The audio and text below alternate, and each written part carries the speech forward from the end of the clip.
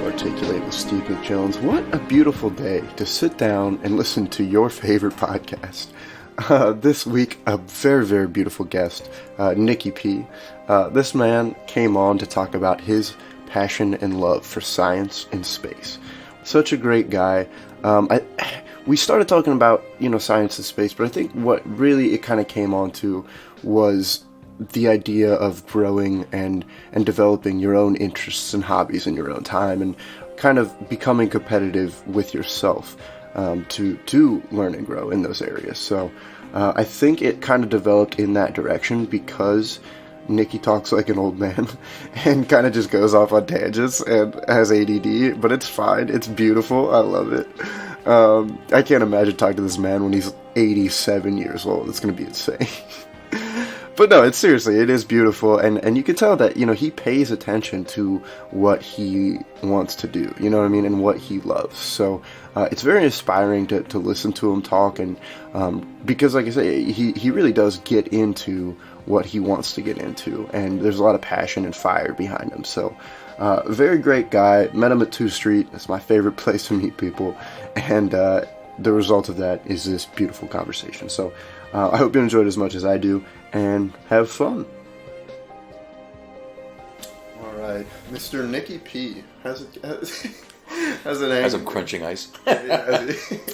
Nicky P. Ladies and gentlemen, Mr. Nicky P. What is your actual last name, dude? I feel so bad. I've only heard you introduced as Nicky P. Yeah, no, last name's Piccari. Piccari. All right, Nicholas Piccari. Yes, sir. All right, how you doing, sir? Dude, I can't complain. I woke up today. It's always a good start. Yeah. And did some work, and now I'm here. All right. Are you excited to talk about science, dude? I'm always excited to talk. I'm Italian. Yeah. True.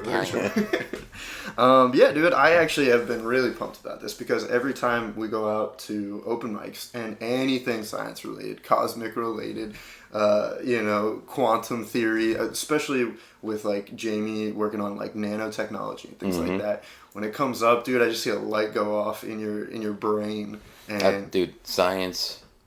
There's not that many things that bring me joy in life. But one of them is definitely. Well, I mean, we're all like that. Come on. Science, though. Dude, I love it. I love it because it's just so factual. Right. Yeah. Well, so background a little bit. So because you're an open mic comic. Mm-hmm. Well, you're a comedian, actually. You're better than an open mic comic, right? Oh, I appreciate that, man. I do.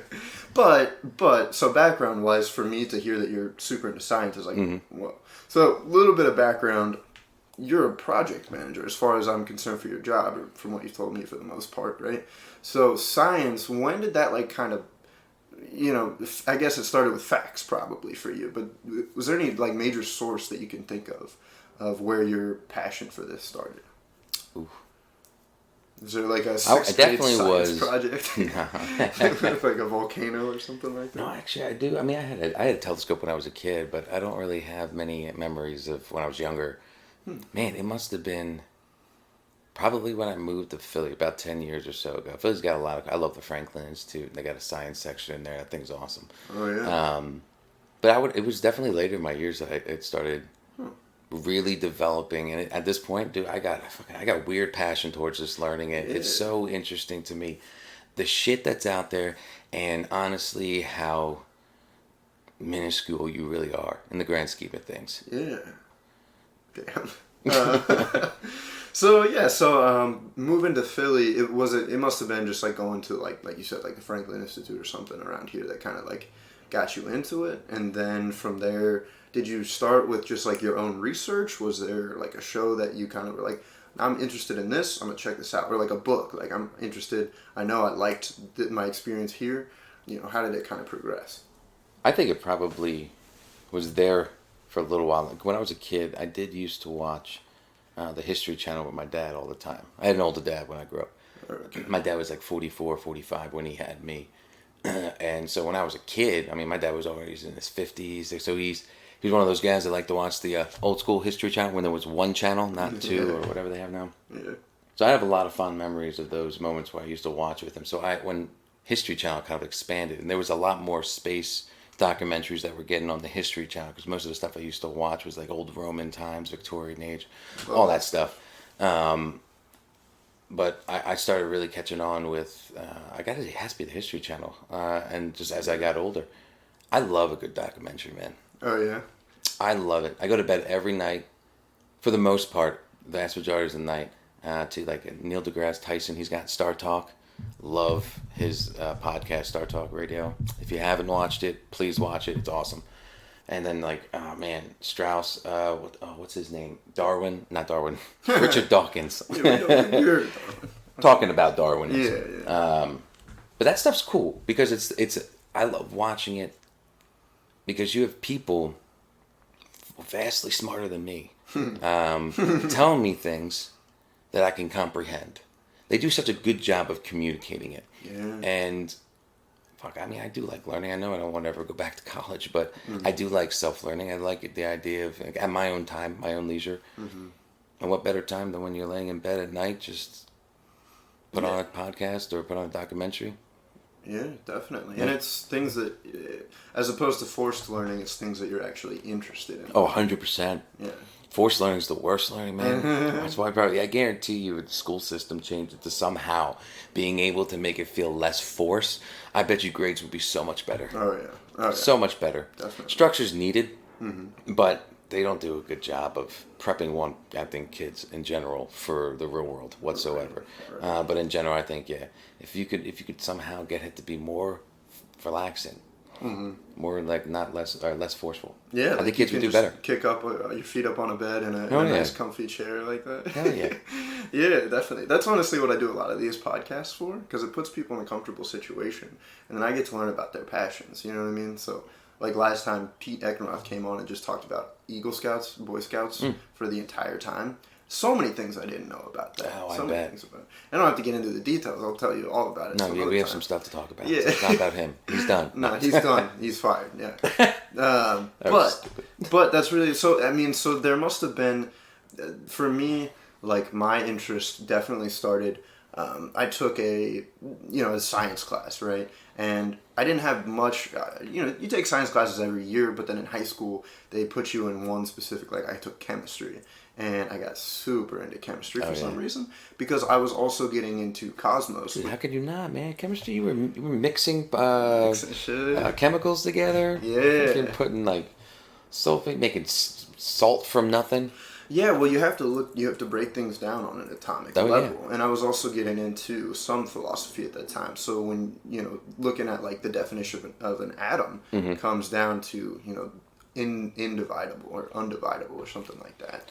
Well, that's what they thought. That's the Greek. Exactly. They thought that atoms, that little history. Yeah, well, Greeks back in the day thought atom was the smallest it could never be broken. So that's why they called it an atom. But in fact, it's not true. Well, that's what blew my mind. Yeah. That's kind of what got me interested, because that these philosophers. They were thinking about that back then, which is crazy. It's like that's crazy to me. Right. Atoms have been around for hundreds of years. Yeah. We've already knew about them. Right. Well, not fully, but... No, but and then the point is they were thinking about that, and they came up with the term for it, undividable. And then later down the line, I'm sitting in a chemistry class thinking, that's an atom. And then they're just like, no, there's things smaller than that. There's more in that. And I'm like, what?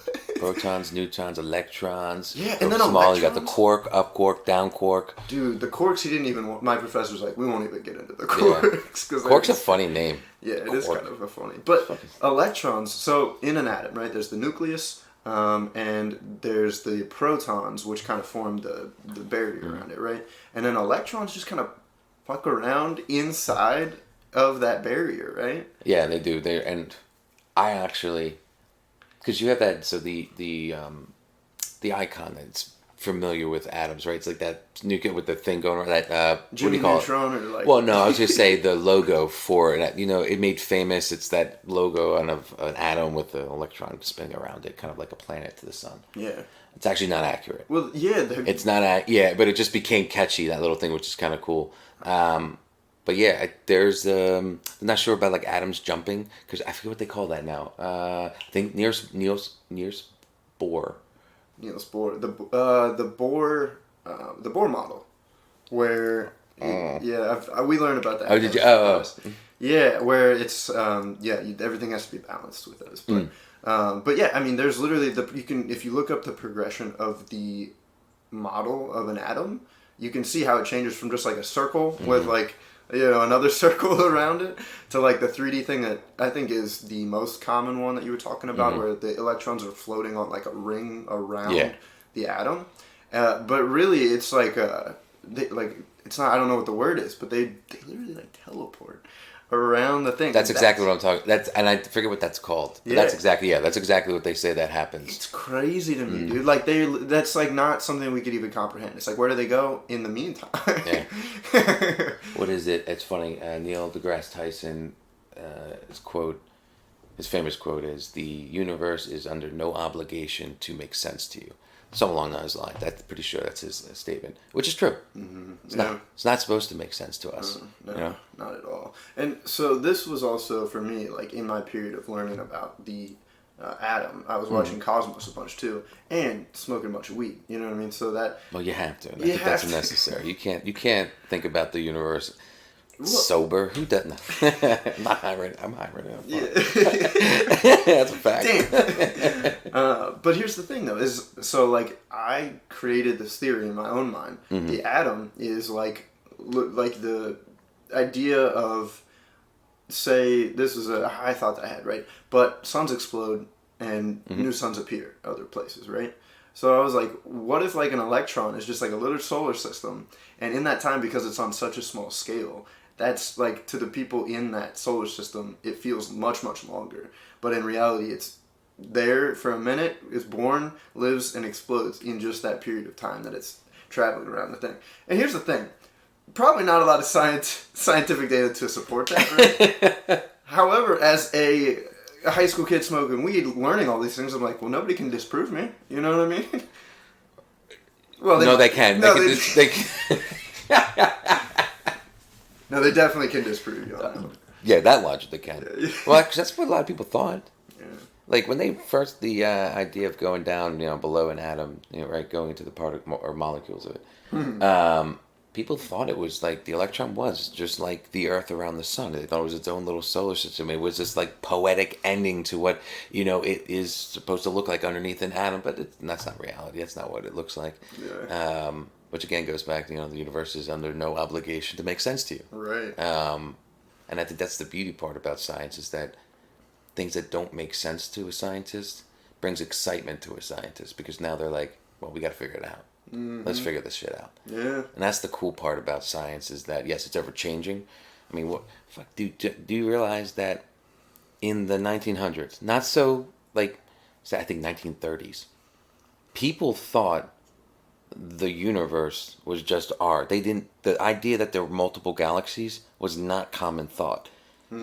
It's not too long. It's less than 100 years ago. Less than 100 years ago, we thought the universe was just the Milky Way. That's it. Yeah. And nothing outside of it. We were in this little ball. It wasn't until the red drift with Hubble, he used redshift. He used that to figure out, because the light found out, because every star you're getting light from, right? And if the closer it gets to blue, the closer it is to you. But he was getting these huge shifts, red shifts, which means longer waves, and it shows you, wait, that's much further than what we thought. And took a telescope and went, but you found out, boom, it's another galaxy. We aren't the only. So it just. And that added into the theory of like the Big Bang, right? Mm-hmm. Because if something did explode, like the Big Bang. Yeah, because 100%. Because we're getting expanding. The world, nothingness is expanding. Yeah. It's not truly nothingness, actually, but. Well, that's what we were talking about last time. Was is there a? I don't know. There's sphere.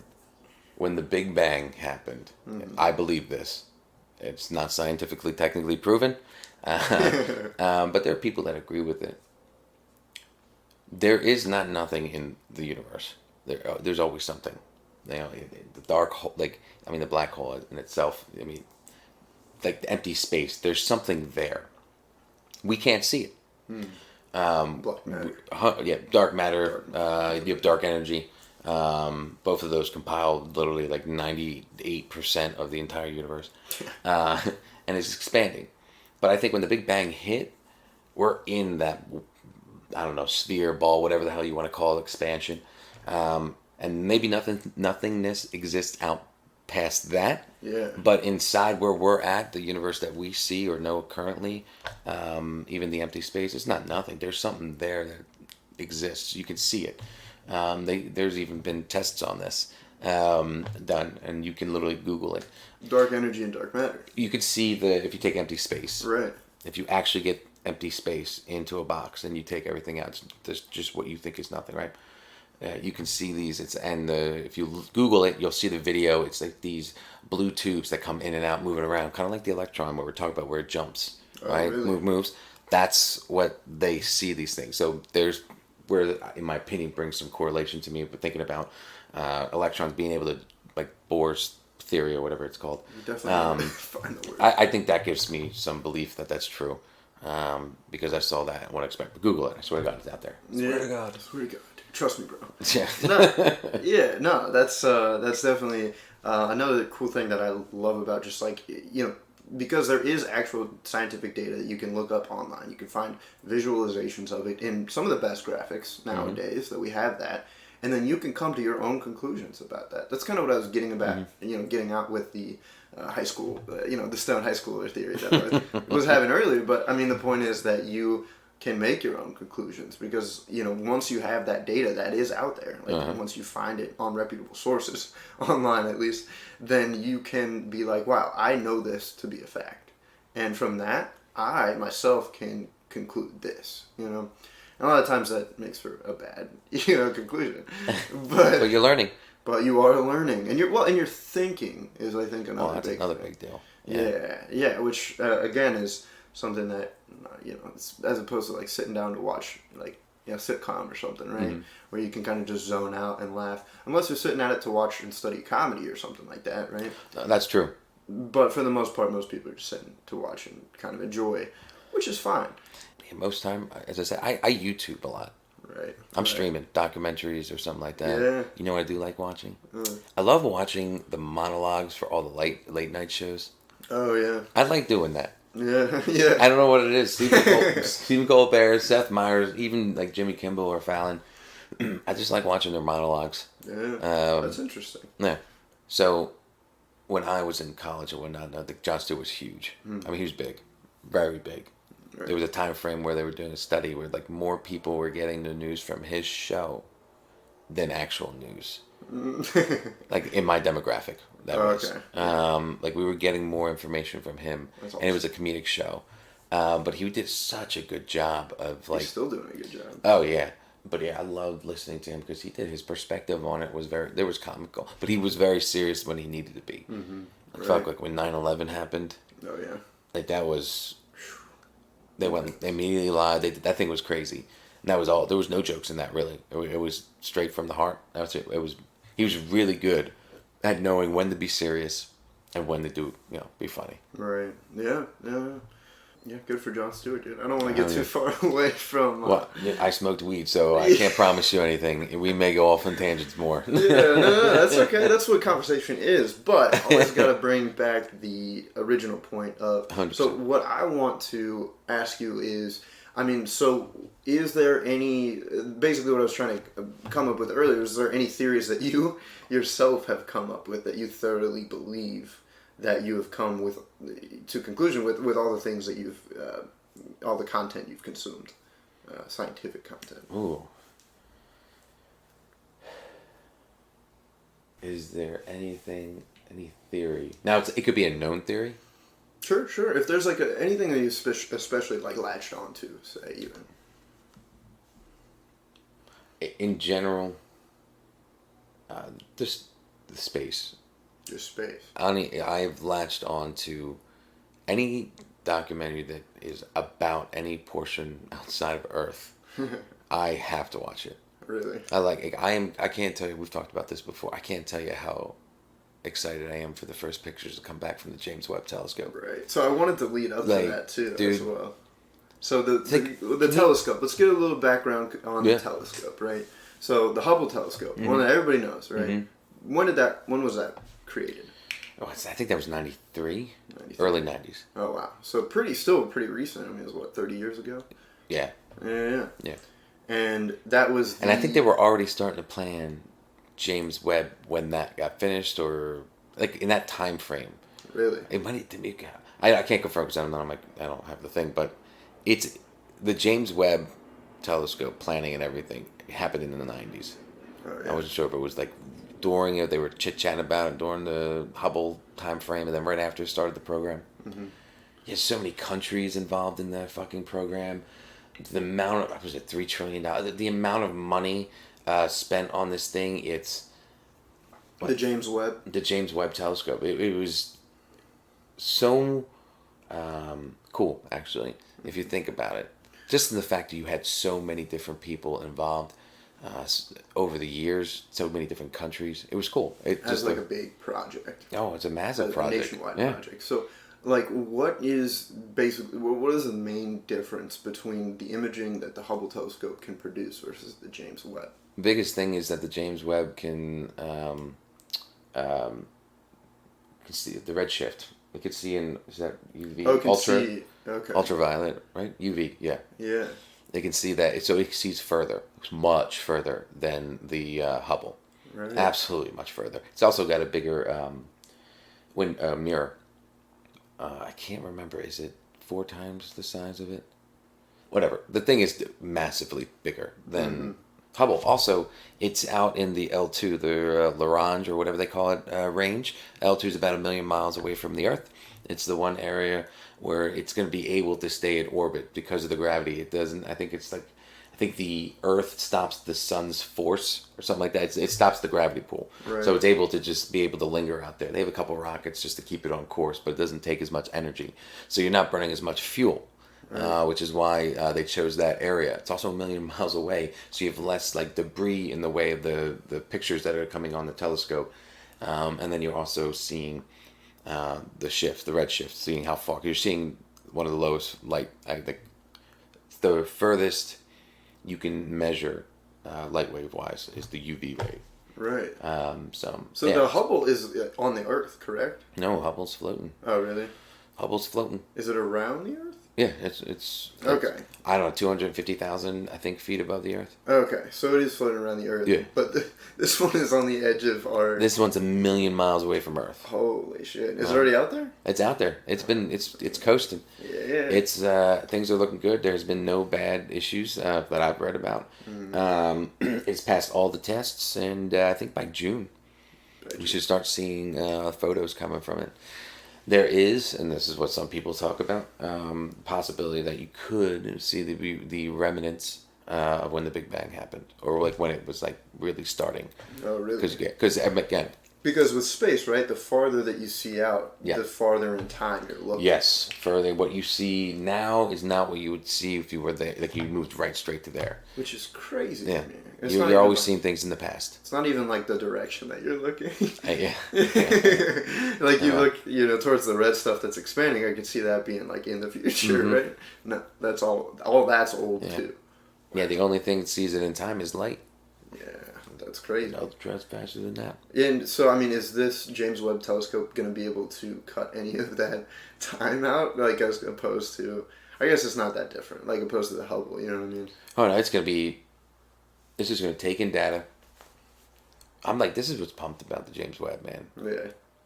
We are absolutely going to learn something we never knew. Like, think about that. As a race. Wow, yeah. As a human species. As a human species. We're going to actually learn something fucking new. Yeah. Because of this instrument. Because what it can see. You can go further. What's nice about the UV ray is that it goes through debris very good. Mm-hmm. Actually, that wavelength doesn't get hurt that much coming through those obstacles. So you're going to just get such crystal clear pictures. Anything the Hubble takes that they thought was interesting, they're going to totally try to capture that exact same image and see even further into what that is. You're going to be able to pretty much identify exactly if there's like a planet that has like water. Like you're going to be able to identify them even better now at a further distance. Oh, yeah. Wow. It's crazy. Shit. Yeah, because they were already looking at some galaxies and planets that had similar characteristics to the Earth. Exoplanets. Yeah, when they first one came out in the 90s, maybe 95, 97, something like that. Maybe it was 95. And ever since then, I think we found like over 5,000 now exoplanets. Oh, really? Mm-hmm. They call them exoplanets? Exoplanets. Why? I am not an expert. It was terrible. Expert. It was terrible. I tried a dad joke. I should be booed. That was terrible. Yeah. No, that's okay. But interesting. So, yeah, now the new James Webb telescope is going to be able to look at those specific exoplanets. Oh, they'll probably go, definitely. I would assume they're going to go back over those. Well, why wouldn't you? Right. You have a tool that you can see even better into the planet. Hell yeah. Didn't they already release an image, like the black hole image from the James Webb? No, it's not from the James Webb. Oh, it was just from... Yeah, you're talking about the one that was in our galaxy. Yeah. Our Milky Way is super fucking black. That thing is massive. Yeah, super massive black hole. Dude. Science comes up with a great name. All right, what's this? It's a black hole. All right, this one's a little bit bigger. All right, we're going to call that a super black hole. What's the next one? Gigantic black hole. This is crazy. I don't think gigantic's a term. What's the small sun? What should we call that? How about the dwarf? Yeah, dwarf. It's shorter. Right. Yeah, it's See, are the planets going to get upset now because PC dwarves? We're little planets, okay? That's what we are. Planets, yeah. That was a stupid joke again. No, yeah, dude, it's the comedy background and the science background. They don't mix. They don't mix together. Yeah. Have you ever heard Neil deGrasse Tyson try to be funny? You know what I mean? Yeah, and he's dorky funny. I like it because it's like, I appreciate what he's gonna say, and I respect the man. I do, with his knowledge. And so when he does, it's kind of like when you were in college and your professor, he wasn't a bad professor. You didn't mind him, right? But then out of nowhere, he would crack kind of like a dad joke or something like that. You're like, oh, because you don't expect it out of him. You're there to learn. You have some respect, I hope, for your professor. Yeah. But like when they do the little stuff, that's the same. It's funny. Yeah. In a dorky kind of way. In a dorky kind of way, for sure. Yeah. But that is really, really interesting. I'm excited for that, man. Like you said, I think the most exciting prospect, I think that that's what you said originally, too, about science is the idea of learning something new, you know, and getting excited about it. That's literally what drives scientists. Yeah. Well, what's crazy to me, too, is I've recently watched this video on YouTube, actually, about like dopamine, right? Mm-hmm. And they did this experiment with 2 rats, and it was like when they made the food a little bit harder to access, and they took the dopamine out of the rat or something like that. Basically, what they found was the result, like the food, gives them the same amount of pleasure no matter what. However, the rat that has to work for it a little bit releases dopamine to get that reward. And in that sense, basically they're trying to prove that the process is the important part. You know what I mean? The process is what it makes it all worth it and makes it more pleasurable for you. Which is kind of scary because a lot of people right now, they're experiencing pleasure in where it's right in front of you, right here, right now. There's nothing you need to do. You know, you can just consume this, right? Mm-hmm. And so we're losing that dopamine process. And so a lot of people can just be comfortable, but they don't know why. They're like, why am I unhappy? It's because you're not enjoying the process, because it's easier for you to just sit there and just watch consume. TV. Yeah, exactly. As opposed to making up a reason why. Like, that's the result. Like, dude, that is such a funny thing, and I believe that so much. Because I think even myself, I do a good job, I think. Personally, I do believe that I do a good job of giving myself that passion feeling that you're talking about. These people lack, and why people are more depressed. Because even I struggle with that once in a while, where, like, for example, I used to do music. I did music for, a decade plus. And I got pretty good at it. I had some good things coming from it. And then, my pop passed. And I used to play a lot of my shows because he had a crappy last 5 years. And a lot of times I would try to get shows just to get him out as much as possible, right? Get him downtown. Then when he passed, I was like, nah, you know what? I don't feel like playing the guitar anymore. Wow. And so something that I used to drive me, because what am I doing? I'm getting up every day, going to work, coming back home, maybe go to the gym. But I would have my music. That's the thing that's because I don't control most of my days. I have no control over it. So that was my little thing that kept me getting that patch. I got something I want to do. Yeah. Then I went on a lull, I went on like a few years low. But I had that itch of like, I want to get back up on stage. I don't know what to do. Well, comedy. Yeah. So I was like, fuck it, let's do it. Let's try it. It was the weirdest transition from music going to comedy, but that passion came back again. Nice. You know, and it's been a rough, because then you had the pandemic, which kind of cuts things down. Yeah. But it's been nice because like now I have more of that feeling back again. So it does. That's why I think it's true. Yeah. You don't realize routine isn't a good thing. Yeah. It's not. I tried to convince myself that it was for the longest time too.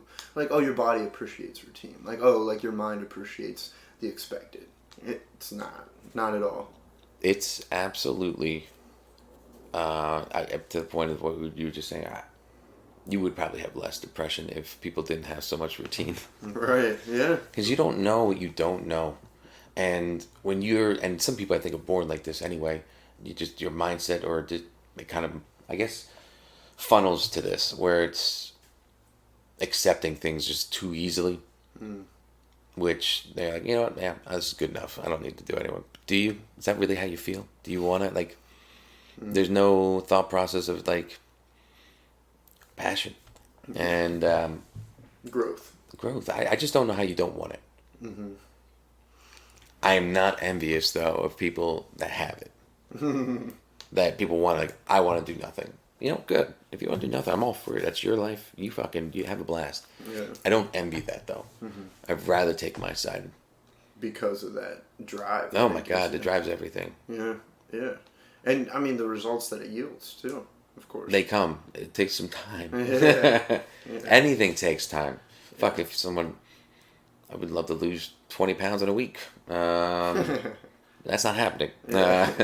It takes time to see results. Yeah, definitely. You gotta get used to it. Yeah, man. I mean, that's still the hardest part for me. Is finding the motivation and the passion and building that up. To be honest with you, so I think just looking at it through that lens of saying, oh, this is where the dopamine comes from, is the process, and realizing that, because a lot of people don't know that. A lot of people think, oh, the dopamine comes from instant gratification or something like that, which, again, you're going to get a lot of pleasure from the result of it. And this kind of goes back to science, right? So it's like the scientists, they could just like, oh, I wish this problem was solved, you know what I mean? But that wouldn't be any fun. Yeah. Well, no, they do. So it is funny because I know where you're going with that.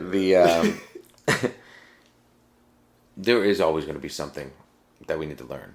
Right. I mean, in our life, for a long time, for most of these scientists, you want to solve. I bet you those scientists prefer solving a problem more than having an orgasm. Like, seriously. Like, that level, like, you solved something no one else did before. Yeah. Yo, if that doesn't give you an erection, I don't know. Like, and it's historical. Yeah. Like, I mean, people in that field and any educated person will know about these people unless you get to like the Bohr and the Einstein level, or the Maxwell as well, or Faraday. Faraday's a badass, electromagnetic. But that's got that. Well, and not only that, but working on something that only. Oh yeah, there's people that go their whole lives and don't solve something. Right. Fucking Einstein spent 30 years trying to take quantum and physics and make it merge, man. Yeah, and then he finally did it. No, he didn't. No one has. Yeah. Physics and people in quantum, they don't like them. Yeah. Physics people, I don't know what they call them. But I think that's what Katarina came on, and she was talking about nanotechnology a little bit, and one of the reasons... She knows way more about this shit than me, people. Whoever's listening, that's a fact. Yeah. I'm going to have her and Jimmy on to talk just solely about nerd stuff and just see, like, watch them pop off. Oh, dude. But she, basically, her reason for getting into that, though, was that, it's very cool for me to be a part of how many people are actually working on this. How many, specializing in just this one thing. You know what I mean? Very few. Very, very few people. And how many people... So that's what I'm saying when you're talking about scientists that are... It's almost a competition, you know what I mean? There's definitely yeah. Dude, competitions run wild in the science world. Oh my God. That's what I'm saying. So it's like, if you and only like 7 other people are specialized in this area, like that, you're that specialized, then you're racing against these 7 other people to figure out the general or the overarching problem of our time. You know what I mean? Which is really, really cool. And again, I think, of course, everybody wants to solve it, right? That's the goal. And you're going to receive a lot of pleasure from that, for sure. My God, but it's exciting to just be in that race, too. You know what I mean? Like, well, that's got to be a high stress situation. High stress, high reward. Yeah, I mean, that's why they do it. Well, when they love science. But, too, the competitive side, oh, my God. But again, it's the same. I've noticed with you a lot, like with comedy, like results-wise, you want to... Our idea of like the perfect show is always changing. You know what I mean? So it's like trying to make a process to get that result, and then realizing, oh, that's not the result that I necessarily was going for. You know what I mean? Like, it's just always another ever-changing thing, and it's a competition. And it's... See, and it's funny, and I was actually talking about competitions, 2 days ago, with a comedian, and it's funny because it's like I don't have a competitive mindset with comedy anymore, or I never really did, to be quite honest. I don't see anyone as someone that I have to catch or something like that anymore. Like, I was more competitive with myself, I guess. You know how you're the worst. You're your worst critic, right? When it came to comedy, or in general. But fuck, what was the question again? It was just about kind of the drive and the results. And dude, I think that's the best part about it, because I don't think everyone is, but I am definitely hard. I drive hard on anything I feel like I'm doing. It's 100%, dude. Yeah. It's absolutely, I'm going full-fledged into it. It's not competitive you against the other comics. It's competitive you against yourself. Yeah, and some goals I try to, like, I'm 35. Yeah. Right, I got in the comedy world really fucking late. So when I was started out, it was only like 3.5 years ago, or 2.5, or something like that. My goal was like, how fast can I get myself better? Like, how fast can I get a joke down? How fast can I move from really heavy story-based comedy to now let's do segments. Let's see, can I take this out? Maybe I don't even need, like, there was just a lot of, I was obsessing over it. Every day, I would go over the same joke every fucking day. Over and over again, I would do my same thing. Some people like to do new jokes all the time, and I do put new things here and there to test that out. But I don't really. I try to focus. I worked on the first 5, went from 5 to 10. Each thing I'm building, I'm trying to build on it. Different topics, but somehow correlate, because you want to be able to bridge from joke to joke. Right. So it was just, I became fucking obsessed, dude. It was weird. I noticed it too. I was just like texting my buddy Gary and Rob. We have a group text, and I was like, dudes, I'm addicted right now. I am 100%. I can't. And then you get on a roll, because sometimes when you have those endorphins, fucking click in. New jokes come quick then. Like, it happened not too long ago. Got 2 new. One is already now one of my main. It's in my set now. Nice. That's gone out real well. And then I have a second one that did decent. It definitely did decent at a couple showcases I did. But I have some things I want to tweak on that. So I'll go back to that. So right now I'm focusing on this new one to add on to this bit that I'm doing. Yeah. But yeah, comedy's awesome. Do it. If you're listening, Denver, listen, guys. Oh man. All right, Nicky P. I think I think comedy is awesome, and everybody should try it for sure. Dude, 100%. I think it's a good theme, a good message, good takeaway. We started this about science, and it just devolves. Dude, I went off on so many tangents. Yeah. I try to. And it's not, dude. My brain, when I I'm my own worst enemy when it comes to conversations. I know this, and it's funny. Think about my wife. She has to every day. She's purposely going. She doesn't have to go back to work. She's purposely going back to work because she's trying to save our relationship. I get annoying because she'll say something and then I'll just start talking, and then I'll go off. ADD, man. It's just, it's terrible. Yeah, but it's also fun. I don't think she thinks it's fun. I don't. Fun would not be the adjective I think she would use. Yeah. Fair enough. I get a lot of those side eye stares. Yeah. I'm not going on a tangent again right now. Yeah, it's fun in small increments, and I think we need to cut off. This has been the perfect increment. I'm going to smoke more weed. Yeah. But thanks for coming out here. And dude, hell yeah, brother. Appreciate it, man. Thank you so much. Nicky P, baby. Nicky, this was such a fun recording. Like, it was really fun. I really appreciate you coming out here. I had such a good time recording with you. And, you know, Nicky's just one of those guys that, I mean, I feel really comfortable, like, saying it. I got to express my theory that electrons are the sun around this man. So, I don't know. I just feel comfortable throwing really anything at this guy. Really, really great. And very kind. You know, he has shown kindness to me a lot in the past. So, definitely check him out on Instagram. You know, check him out. He runs a great show, Two Dudes and a Dad or something like that. The Booze Cruise. I don't know. He does a lot. He posts them all on his Instagram. So check him out. And thanks so much for listening. I appreciate you all. I hope you have a great week. Thanks. I love you. Amen. Okay. Bye.